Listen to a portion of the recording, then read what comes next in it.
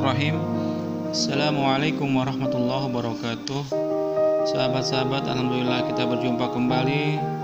Mudah-mudahan Allah Subhanahu wa taala memberikan kesehatan kepada kita semuanya dan keberkahan. Amin ya Allah ya rabbal alamin. Tak lupa salawat dan salam mudah-mudahan dilimpahkan, dicurahkan kepada Nabi Muhammad SAW. Sahabat-sahabat, untuk video kali ini kita akan membahas tentang kisah Nabi Ayub alaihi salam. Sahabat-sahabat, Ayub dalam bahasa Arab, alif, ya, waw, dan ba, Ayub, yaitu sekitar tahun 1540 sehingga sampai 1420 sebelum Masehi. Dia adalah seorang nabi yang ditugaskan berdakwah kepada Bani Israel dan kaum Amoria, Aramin di Harran, Syam. Ia diangkat menjadi nabi pada tahun 1500 sebelum Masehi dan namanya disebutkan sebanyak 4 kali di dalam Al-Quran. Ia mempunyai 26 anak dan wafat di Huron, Syam. Ayub dikisahkan sebagai seorang nabi yang paling sabar ketika mendapatkan cobaan dari Allah Subhanahu wa taala. Bahkan bisa dikatakan bahwa kesabarannya berada di ambang puncak kesabaran.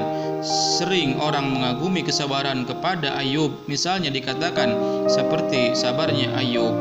Jadi Ayub menjadi simbol kesabaran dan cermin kesabaran atau teladan kesabaran pada setiap bahasa, pada setiap agama, dan pada setiap budaya.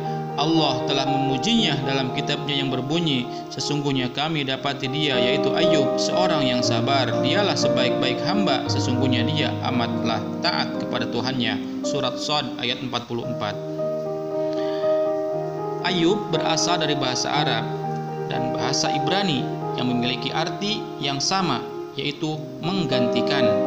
Ayub adalah putra dari Aish atau Eswa bin Ishaq bin Ibrahim. Sebagaimana disebutkan dalam kisah Yakub, Aish adalah saudara kembar Yakub atau Ishau ya, atau Aish sama saja.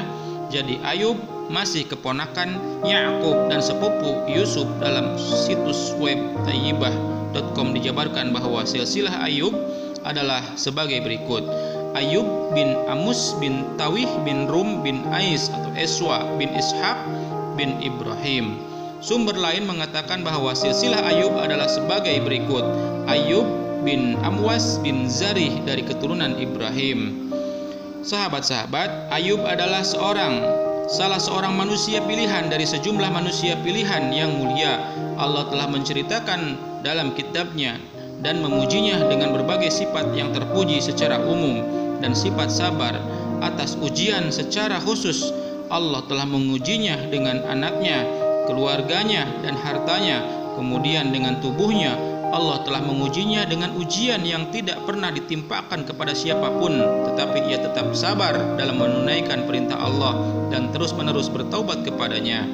Setelah Nabi Ayub menderita penyakit kronis dalam jangka waktu yang cukup lama, di mana sahabat dan keluarganya telah melupakannya, maka ia menyeru Robnya, "Ya Robku, sesungguhnya aku telah ditimpa penyakit dan engkau adalah yang maha penyayang di antara semua penyayang." Al-Anbiya 83.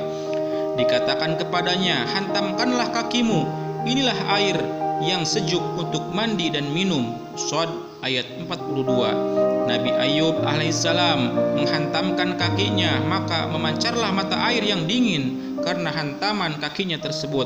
Dikatakan kepadanya, "Minumlah darinya serta mandilah." Nabi Ayub alaihissalam melakukannya, maka Allah Ta'ala menghilangkan penyakit yang menimpa batinnya dan lahirnya. Kemudian Allah mengembalikan kepadanya keluarganya, hartanya, sejumlah nikmat serta kebaikan yang dikaruniakan kepadanya dalam jumlah yang banyak. Dengan kesabarannya itu, maka ia merupakan suri tauladan bagi orang-orang yang sabar, penghibur bagi orang yang mendapat ujian atau ditimpakan musibah, serta pelajaran berharga bagi orang yang mau mengambil pelajaran. Sahabat-sahabat, ketika Ayub sakit, maka ia menemukan kepingan uang milik istrinya yang diperoleh dari hasil pekerjaannya melakukan sesuatu, sehingga ia bersumpah akan mencambuknya 100 kali cambukan. Kemudian Allah meringankannya dari Nabi Ayub dan istrinya, seraya dikatakan kepadanya, "Dan ambillah dengan tanganmu seikat rumput, yakni seikat jerami, ilalang, tangkai atau yang lainnya, sebanyak 100 biji, kemudian pukullah ia dengannya, dan janganlah kamu melanggar sumpah. Shad 44, yakni melanggar sumpahmu. Dalam ayat di atas terdapat dalil bahwa kafarat sumpah tidak disyariatkan kepada seorang sebelum syariat kita, serta kedudukan sumpah di hadapan mereka adalah sama dengan nazar yang mesti dipenuhi. Juga dalam ayat tersebut terdapat dalil bahwa bagi yang tidak mungkin dilaksanakan hukuman had atasnya karena kondisinya yang lemah atau alasan lainnya, hendaklah diberlakukan kepadanya hukuman yang disebut dengan hukuman tersebut, karena tujuan dari pemberlakuan hukuman itu ialah memberikan rasa jera, bukan perusakan atau penghancuran.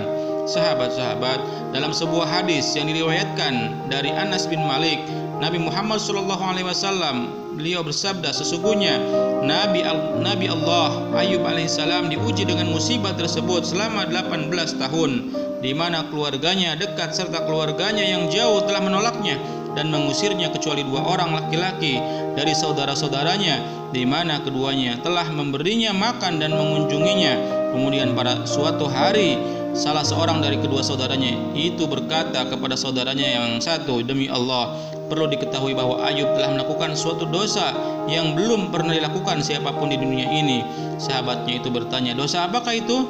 Saudaranya tadi berkata, selama 18 tahun Allah tidak merahmatinya sehingga menyembuhkannya dari penyakit yang dideritanya. Ketika keduanya mengunjungi Ayub alaihissalam, maka salah seorang dari kedua saudaranya itu tidak dapat menahan kesabarannya sehingga ia menyampaikan pembicaraan tersebut kepadanya.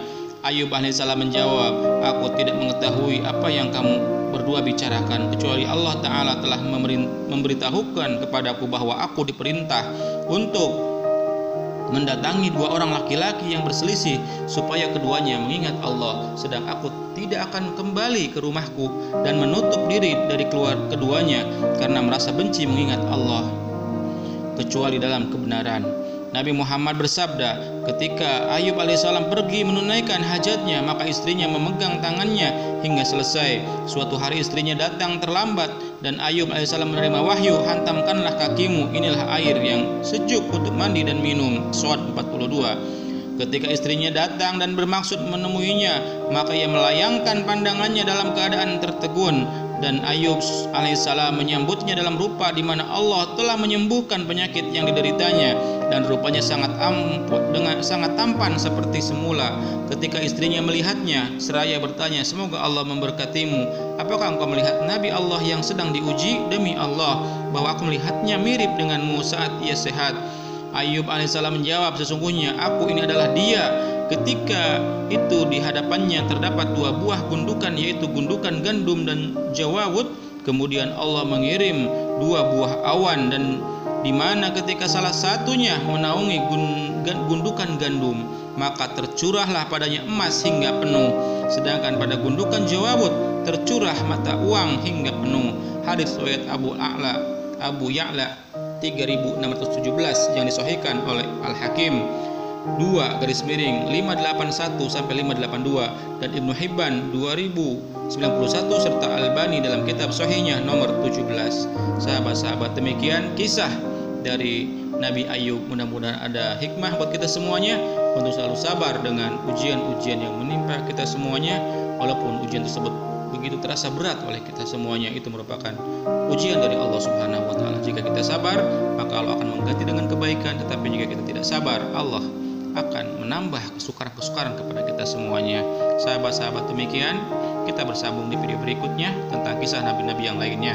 Jangan lupa like, komen, share, dan subscribe. Mudah-mudahan Allah memberikan pahala kepada sahabat-sahabat sekalian. Demikian, Assalamualaikum warahmatullahi wabarakatuh.